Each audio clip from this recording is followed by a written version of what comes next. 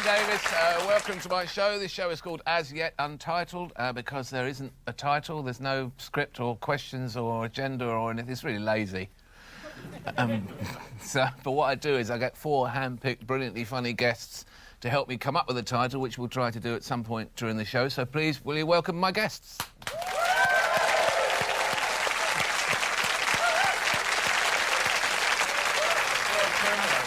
Welcome. Here they are. Marvellous. Right, let's see who's here. Ellie Taylor is here. Ellie Taylor did her little bit for Obama. Ellie Taylor is here.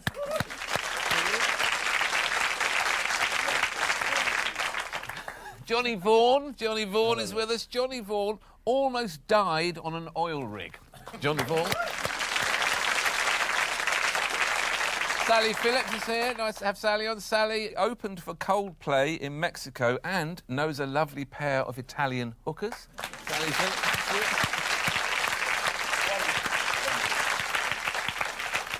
And Charlie Higson. Welcome to Charlie Higson, who is a stimulating talk show guest and has spruced up Stephen Fry's interiors. Wonderful.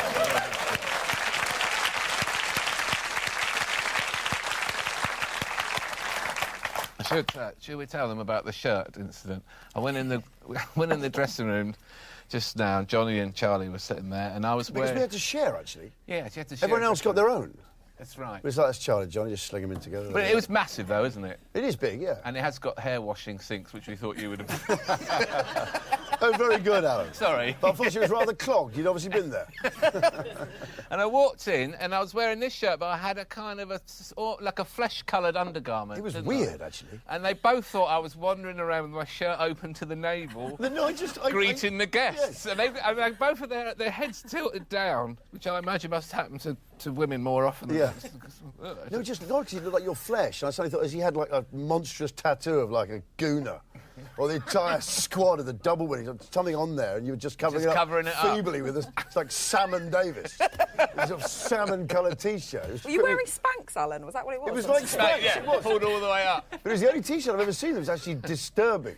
I would wear Spanx if I was a girl. You can get them for men. You can get corsets. Give you a little bit of a waist. Shut the front door, can you? Yeah. I once got my dad a pair of boxers, actually. They're boxers, but they have like a layer, like a girdle attached to them. Such a great daughter. And does he like them? I don't think he's ever worn them. That he's told me. The comfort factor. Is that comfortable? I would think something pulled... I like something pulled right up. Do you? But I'll tell you what's really unattractive is a man, just only in his underwear, pulled right up. The trick, though, of pulling your underpants right up and pushing your gut right out, women do find it surprisingly entertaining. It works every time, and you kind of get them laughing, and you're away. That's the first good idea for a title. What do you mean you're away? What do you mean? When you say you're away, what's that? Is that like foreplay? What do you mean? You've never been away? No, not recently. No, like, oh, we're away now, you know, shirt unbuttoned to the waist. Hello, we're away here. I did the old pant routine. That's foreplay. In we go. What do you do? What do you do? I'm not going to tell you what you do next. I don't know about the birds and the bees, Charlie. I've told you the underpant trick. OK, that's got to go out with that. When did the era end when men used to really hang down one leg and were kind of proud of it? No, I'm just saying there was an era... No, everyone's so conscious now. Everyone's bulking up, and yet clothes are getting baggy. So there's a body shyness. I'm saying, when was that John Wayne era and that? You look at a Robert Mitchum film, and he's packing heat down one leg, and he doesn't give a shit. You know, he's down... Ronnie Reagan in the Golden Era, John Wayne, they were just going down one leg. You can see the outline of their cocks. Men at their best. You can see men at their... I mean, you can see literally what religion they are. Even in the 70s, you look at like the Stones or Robert Plant and people. They would show. They say, "Yeah, I'm here," and that check my cock. It came back when Linford Christie was in the Olympics. You're obsessed with Linford. Didn't you remember? Yeah. That was also, I think, it was the first Olympics where they had a head-on shot. Yes. And they seemed deliberately to have the camera at a low. Yes. Angle. Yeah, he found that very offensive. Well, to a young Alan Davis, they did. It's all I saw, anyway. Yeah. Right. And he hated Linford's lunchbox. Yeah. He hated references to it. I watched a documentary about him the other night. About Linford? About Linford Christie. Because as a comedian, you spend a lot of time in hotel rooms by yourself. Yeah. And he was very offended by it. Found it very, sort of just very mean.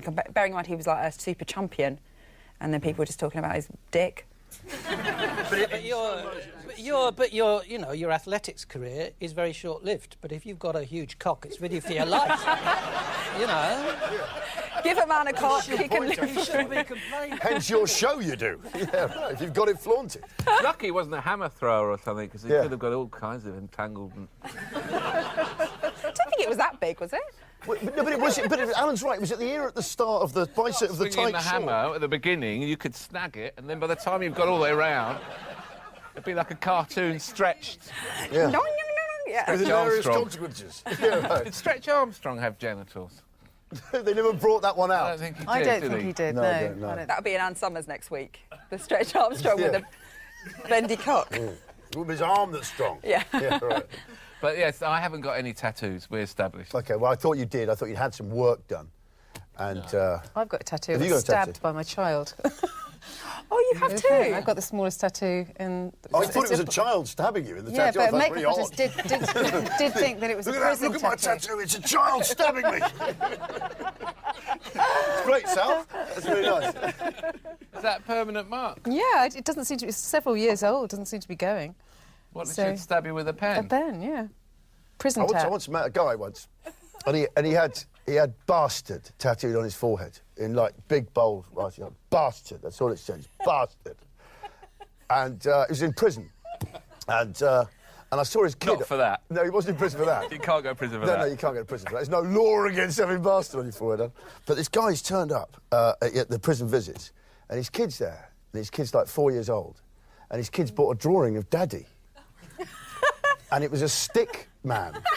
And he just had, like, just a mark on the forehead, because he couldn't spell it yet. And I was thinking, as the kid goes on in life, he's going to draw Daddy. And every time he does at school, it's going to get more realistic. And every time he draws his dad, it's just going to say, bastard, on the guy's forehead. And I was thinking, the teachers might sort of think we better call the dad in. He's got some issues here. They say, you better come in. I think your child's got some serious father issues. Because every time he draws you, he writes, bastard, on your forehead. And he wouldn't obviously say that. But as the dad actually came in, and the teacher saw him, what's he going to say? They have to style it out. Yeah, style it out. I'm not sure about tats. Everyone's doing them, aren't they? Full sleeves. Yeah. I just think they look messy. They look dirty. Have you not had any work done? No. Couldn't do it. Charlie's you've had it at work, haven't you? I've got a skull there. Yeah. I went to... I have got a skull. Have you really got a skull? Last thing you would expect. Yeah, really. Yeah. Well, Yeah. No, my father moved to Hawaii, and I went out there in the early 90s. And the South Pacific, of course, is the birthplace of the tattoo. I thought, I'm in Hawaii, I should get a tattoo. Turned out my wife quite liked men with tattoos. Did she realise when she got to Hawaii? Yes. I like some of these men. And I thought, yes, if I have a tattoo, I'll be like them. A friend of mine has got come and have a go if you think you're hard enough in Latin. What's her stomach? fantastic. So it's incredibly cool, and she's got these sort of, amazingly cool writing. And then she got drunk in Australia and has also got a really shit one at the Sydney Opera House on her ankle. So she's got a really, really cool one, and then this, blurry. And does it, yeah, in Latin. It's just come and have a go if you think you're hard enough. In Latin. Latin. Does she get like hard Latin scholars? Classicists coming. I haven't talked to her All that right, much mate, about I'll fucking it. take you on. Yeah. I know what that means. Has she ever been pregnant? Wouldn't it get bigger and... Oh, I get it, actually. It's not... Yeah, okay, so it's different. I saw there's Amanda Seyfried, the actress. She's on her foot. I can't remember. She was working with a British actor, and he told her a funny English word that she thought was so amusing. She got it on her foot. The word is minge. She's got minge written on her foot for all time now. That is true. Go and Google it. She is mislabelled. Minge written on her foot? Yes. Well, she's a very beautiful Hollywood superstar. She likes minge. She's got minge. If she had it written over a minge, that would be... Would that be better or worse? You turn yourself into like the way primary schools were also labelled cupboard. Chair. Basin. Minge. Tit one. Tit. Sit one, sit two. Arse. Arse in my case. No, it wouldn't be that in that case. no. Don't put yourself down. Yeah, no. Sorry. Yeah. So tell me about opening for Coldplay in Mexico. Yes, well, you know how... when you're... 10 years ago, I was, a bit famous, and you get charities approach you and ask you to be ambassadors for different things. So if you're really, really successful, like, you know, Angelina Jolie has, you know, she has really big, serious things like rape. But if you're my kind of level... What's yours? She gets all the glamour. Yeah, well, I was rung up by Oxfam as like, you know, we'd really love you to work with us. And I was like, you know, of course, you do great work, Oxfam. I'm very keen to work with you. And they said, we'd like you to be our fair trade maize ambassador, which maize is essentially sweet corn. It's a long way down, isn't it? It's quite a long way down the scale. Put it down on but it. you know what? I was not going to spit at that. I was grateful, you know, and I thought, yeah, I will do what I can for the world of sweet corn. I will. You know, in a manner of speaking. I've had smack the pony. I want to give something back, you know. And so they said, we want to send you out to Mexico, where the farmers are suffering because of NAFTA, the North American Free Trade Agreement. You're going to meet some of the farmers and then write an article for Marie Claire. Actually, and what it turned out they wanted to do is they wanted to write the article for Marie Claire and just take some pictures of me holding bits of sweet corn. Really? But I'm quite serious and quite literal. I thought, no, I want to find out about it myself. So they sort of groaned a bit. But anyway, I went out there and I took all these books on free trade agreements and the Zapatistas, you know. And what would happen is I would go to a field with the Oxfam person and I would meet the indigenous people of the area, talk to them about maize, and then they would kill a chicken in my honour in front of me. The weird thing is I was the chicken ambassador. Yeah, you, I don't know, yeah. And then they'd roll it in some cocoa powder and, like, half cook it over a bin. But I didn't want to be rude, you know, these people didn't have very much. Like, I really sincerely wish they hadn't killed the chicken. So naturally, I got some. Did you? Yeah, I was extremely ill. I was hospitalised in Mexico for the cause. And then it turned out that, I don't know if you remember, there was a big G8 meeting in Cancun, and Coldplay were going as guests of Oxfam. And they weren't fair trade sweet corn, they were fair trade everything. You ate all the bad chickens. I did exactly the same trip as Coldplay a month before. But Coldplay turned up, they said, well, we'd love to give you chicken, but we killed it. And they said, Coldplay said they were all vegetarian. You're like the trial run. I was the trial run for friggin' Coldplay. To see the rest of that wonderful episode, you can watch it now on UK TV Play. You can also continue listening for a few choice stories that didn't quite make the show.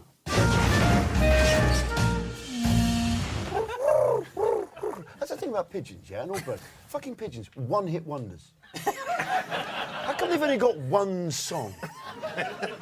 I was in my garden the other day, I was listening to the birds, like, you know, I'm thinking, how come you've got all these notes and you've never hit a song I know? It's so random to avoid any tune. They never even step into one, even for 5 notes. You never get, like... Bit of ABBA. Or, you know, something like that. Or, as you say, Mamma Mia. This is like... Somewhere Over the Rainbow. Right? I'll name that tweet in 5. It's Tom O'Connor. Yeah, Tom O'Connor. Name that tweet. But the other sort of one-hit wonders, you think it's amazing that birds... avoid all tunes. There would be times when my agent would be like, right, you've got this really good casting, it's for shoes. Okay. Just say in a husky voice, so let's just shut my eyes for a bit. Okay. So I'll be like, oh, amazing shoes, okay, and I'll get an address. And it'll be in the days of A to Z, so I'll get my A to Z out fine. It'll be like an industrial estate in the middle of nowhere. And it would just be like a porter cabin. Easy. And then I'd go inside and there'd just be like a man like, can I take a picture of you in a shoe? And I'm like, don't remember this on America's Next Top Model. But it's got a camera, so it must be legit. And so I'd go to loads of these weird stuff. I did all sorts. I was in washing, detergent adverts. Which one? It was for Purcell, and it was. I don't want to blow my own trumpet, but it was pretty big in Eastern Europe, guys. So that was quite good, actually. Trying to be a bit modest here. My boyfriend. Cleaned up. Yeah. Very good, sir. Very good, sir. My boyfriend at the time was living in Russia, and. Was it Purcell or was it like sort of Purcell? I didn't have to speak because it was dubbed into so many languages. Okay. So many, because he was in so many countries, guys. They're all the same. My boyfriend... He was living in Russia. He was living in Russia. Was he Russian? No. But he was at the gym, and he saw my advert on the telly, and he said, oh, I've just seen your advert on in Russia. I was being something like, in Russian, oh, silly husband has spilled coffee on shirt. What an idiot. What are they like, guys? And then he told me that, and I was like, hang on a minute, I don't think Russia's in my contract. So then I looked that up quickly, and I got more money because they hadn't paid me, and I was like, sweet. Well done. I've got spies everywhere. Anyway, good work. Thanks, Alan. For a second, it was like a Russian boyfriend. You're modelling over there. There's a man in a porter cabin. Oh, that all happened as well, of course. Okay, nice. No, and then so the weirdest job I had to do, I had to go to Pinewood, like, because bearing in mind I did lots of very unglamorous jobs, so I was quite excited about this. Not like that one. Yeah. So I went to Pinewood, and I knew that I was doing this thing for a band, and I wasn't quite sure what it was. So I got there, and I was talking to this guy in this big soundstage, and this guy, I was like, oh, I'm doing something for Duran Duran. I'm not really sure what it is. And he's like, oh, I know, because I'm in Duran Duran. Because I was a bit young. It was I know Simon Le Bon. That's the only one I know. And it was the other one. He has too white. Young for Duran Duran. He had white hair. He looked a bit like Boris Johnson or an old lady. I wasn't sure. So I was like, okay, cool. I've got to tell you, I don't think that is Simon Le Bon. I think that is probably... It's Boris Johnson. He's sort of Boris Johnson. Yes, I'm in Duran Duran.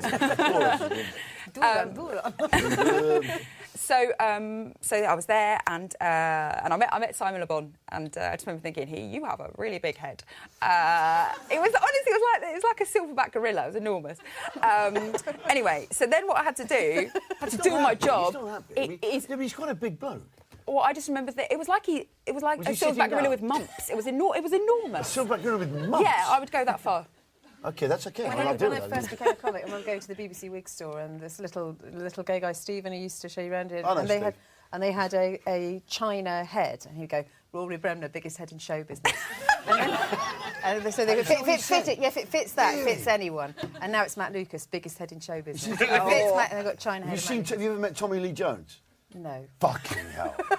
Throw something at his head, it'll go in orbit. It'll have gravity. I'm not kidding. His head. Have you ever seen it? No. Watch the film next time. You see how they definitely brilliant. Fuck around with perspective when he's acting people. They're like miles ahead of the camera. He's like backstage. Right? He's still in his Winnebago just to get the skin. You've not seen it. When you interview, you look at me, you go, Jesus Christ, the size of that fucker. The Will Smith's really here. Miles back. He's like that. Yo, Will. He's like, I can't hear you, Tommy! No, but when he does a love scene, he must be miles back. He's like she's kissing air, just to get the scale right. Maybe that's why he very rarely does those romantic comedies. Yeah. It's just like those ones, where you used to do those photographs and you make someone look like they're standing on your hand. It's literally like that, with his head. That's how you have to cradle gets too near to him, he starts to go round and round his head. Literally, you would do. You would become a satellite. You become a satellite round him. Seriously. It's enormous. Nothing prepares you for it. I believe you. It's the most exciting thing I've seen in showbiz. Anyway, Simon Le Bon's got a massive head. Sorry. Simon Le Bon's got a massive head. To go on. It's a good one. So I'm there to do a job, and my job is I knew it was about doing a little bit of dancing. Right. And I'm not a dancer. I've got a lot of long limbs, so it just doesn't work. Matter. It matters, Johnny. It matters very much. For me. Say that too well. You always do a Russian accent. It was me. So I knew I had to dance. I was a little bit worried about that. So what it was for their world tour. They wanted some backing graphics. So what they did was they played in their song A View from a Kill, which was their Bond theme that they did. Oh, like the Bond girl silhouette type. So then what I had to do was stand behind a white screen with a light behind me, so my silhouette was on the front of the white screen. Why did they hire some dancers? I don't know. I was cheap. And then... How cheap were you? £200 cash in hand. Really? Yeah. And have you gone up, or...? Well, I don't know. We're in a recession, aren't we? The crunch has hit pretty hard. So then I had to stand behind this white screen. They put the music on. I had to then get completely naked and then pick from a variety of stringed instruments. What did you use to arouse you? And then just dance around like, what do I go? Oh, I'll go for the cello. Sure, why not? I'll try the violin. Just trying to be sexy with a bow. I didn't have a clue what I was doing. And then the band are out there like, be more sexy with the bow. I don't know. I was doing it for 20 minutes, and then I just started thinking, what am I doing here? I've been to university. I did not carefully plagiarise essays for 3 years to be doing this shit. So I quit modelling quite quickly afterwards. Was that the moment? And went on a violin. And they said, do you want to come and have VIP tickets to come and see the tour? And I was like, no, you're right. So, I didn't even see myself naked. Yeah, Higson looks like he's flexing for a question. If you were just a silhouette, why did you have to be completely naked? I don't you could have had Spanx because on. she Could did. have Yeah. Spanx. I don't think Spanx existed then. I think there was if there was going to be any rolls of stuff or knicker I think labels the thing about sticking Spanx out. is that they pack you and then it has to comes come out somewhere else. Yeah. It's like, oh, I've got one really Get your muffin big arm, top a bit. flat stomach, like massive knees. Have you ever gone for Spanx? Yeah, of course. I did a telly in Canada, and I turned up and they took one look at me, and they elasticated me from neck to ankle. Did they? Yeah, and they brought out this dress, and normally here you have a costume fitting, and you try it on, and you can't do it up, and they go, oh, we imagined you were thinner than you are. Is that what and you say? yeah, Well, I think that's pretty and then bloody tactless. then they get it in a bigger size, so you wear it. But out there, they go, this is what you're wearing, and you go, it doesn't fit, and they go, this is what you're wearing. You know what they do? Well, that's what they do. I had modelling jobs I'd go to because I was like a commercial model, so I was bigger. I wasn't like the proper little stick models. So I'd been on jobs, and I remember one time I had to get cut out of a pair of trousers because I couldn't fit. Like a victim Like of a a meal battlefield. cart. And they had to go out and get me clothes to fit because then they had nothing. They're like, we're literally going to have to go and buy you something. So I'm surprised they didn't start making things from the curtains like the Von Trapps, so just to get me in it. I hate It's that. quite depressing. That be more sexy note. That's really awful, isn't it? Well, be more Be sexy. more sexy. Be more sexy with the bow. Be more sexy. Can you be more Okay, sexy? so I'm in a bow. No, I hate having my photograph taken anyway, but I particularly hate it when you go on those things and they just do vague things like, it's great, but just more attitude. You think, what does that mean? What attitude? I've heard a photographer say to an actress, give me some of that sex. Yeah, but that was back at your place. It's another story. Well, she was going to vomit. Yeah, I mean, Colin, look, yeah. obviously, if you want someone to give you evils, that's the thing to say. She just looked like she wanted to murder him. If she said, try and look like a murderer, it wouldn't have worked Did you look as like well. a murderer? Yeah, right. Yeah, no, remember, you're the murderer. Auditioning for a sitcom, and they rang my agent. Which one? And said, Babes in the Wood. I remember Babes in the Wood. Yeah, That was were you with not in Samantha it? Janet. No, it was with Denise Van Outen. I was in it. Were you in it? I can't remember. Anyway, I didn't. Johnny I Vaughan. did appear in it, wasn't it? I think you were, yeah. Wasn't it? I was in it for like one episode. But I mean, it was mainly about the babes, so no offence. But No, but anyway, so I was when, mainly about the wood.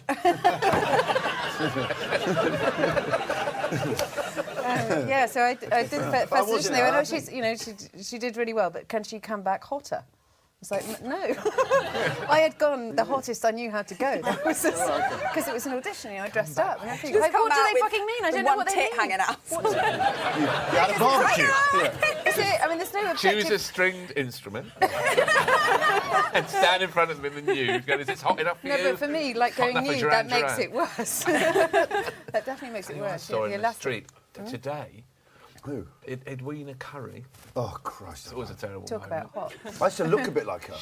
I did. For a while, I had this sort of dodgy hairstyle. And one morning, I looked at myself, and Denise actually said, "You're like Edwina fucking Curry. You've got to change it." And that's She when I walks really down that the was a street big and day. she for me. sort of smiles all the time as if she's about to make eye contact with someone and interact. And I saw her go past, and I thought, I'm not making eye contact with her. She's one of my worst. I can't stand her. I can't stand Can't either. stand Really? her. I can't Five. stand Give me her. 5. Yes. I can't. Sorry. Oh, Sorry. God, Edwina Sorry. quite hurt.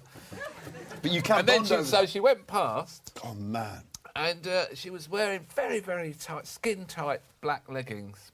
Oh Christ. And honestly, Don't, With a Alan. long Seriously, top. 'cause you'll someone get needed me. to throw something over her, for God's sake. What? What? A big Like a net. A sheet. A big A net. sheet. He goes, boom, and hauls her up. Got the wrong clothes. You've got a younger person's clothes on. This Yeah. is ridiculous. Yeah. It really is. Give them back. And you don't appear to be. You're drawing attention to your posterior Christ alive. in an inappropriate fashion. And then she did it with John Major at number 10. And... Sorry, I don't want to talk about this. We'll cut all that bit out because I don't want. No, It's terrible to have but even mentioned we in shouldn't a have show. hatred either. We shouldn't have it. But I'm glad you have it for Rena. You know. I can't read it. I can't read it. So my eldest son's got Down syndrome, so Ollie was born and it was a big shock. I had been in a film with Harry, a not very good film, but we hadn't had any What was scenes it? together. It's called Tooth. It's it doesn't matter. But anyway, it's really not good. It really doesn't. Vinnie Jones played a tooth fairy in it, I think. But that what it was? gives you an idea of Vinnie the kind Jones. of level of Vinnie film it was. Jones is the Yeah, tooth Jerry fairy. Hall was in it as well. Anyway, me and Harry Enfield were in it. And but we hadn't really crossed paths at all. When I had Ollie and I was at home and I was, you know, in deep shock. I didn't know I was having this Down syndrome baby. This is a hilarious story. Charles is bad enough. Yeah, but I didn't really know Harry. Obviously, I sort of, you know, he's the generation above, and you know, grew up watching him. And there's a ring at the doorbell at our flat. And it's Harry Enfield on the door with a kind of plastic suitcase. And he goes, "Hello, I love Downs babies." He says, "Can I come in?" Oh, what a man! What a man! What a man! And I can't believe this is really weird that Harry Enfield, who I think is brilliant, is sitting in my lounge, and I'm 5 stone overweight, and my boobs are swinging like chimpanzees around my knees, and you know my baby's completely floppy. And the thing with Ollie had very poor muscle tones, so he couldn't feed, so I was constantly on the expressor. You know, these things. I thought I used to get the letdown reflex. Easy with the gesture, though. I used to get the letdown reflex from my electric. Don't do that quite so much, because it was a bit... You know, Stop getting turned on so easily. No, you just crossed the line. Electric toothbrush. Okay, anyway, so this was a real problem that I couldn't... Electric toothbrush, we didn't even I used to get there. the letdown reflex from the electric toothbrush. My body thought I'd given birth to a machine because I was constantly on the expressor. Okay. And Harry had turned up with this breast pump, hospital breast pump, that he had rented with his own money. Oh, man. But, I mean, it was super weird, but also the kindest thing anyone's done for me in my life. What a mensch. Oh, wow. Because I didn't know that he had a friend with a Down syndrome baby, and he'd known what a big drama it was trying to feed. And so he gave me this breast pump, but it's really odd. So then I was plugged into this thing. Did he wrap it up? I was milked, effectively, by Harry Enfield. Yeah. He was a milkman. Oh, That's a great story. I was milked by Harry Enfield. But what a kind man. What a kind man. I didn't even know him, you know. And then I eventually, after, because we had to use this thing for 6 months, and when I gave it back, he wouldn't accept it. It turned out he'd paid for it all up front. He wouldn't let me pay him. What a nice man. What a mensch. Yeah, what a Give legend. him a bottle of milk. I need to... It was just after your milk. It was in your fridge. It was weird, though. this Like, on your one float. of your heroes is there with, like, this intimate thing in your moment of maximum trauma and weight gain. Kind of odd, but really incredibly That is kind. very sweet of him. It is, isn't it? That is very nice. Yeah.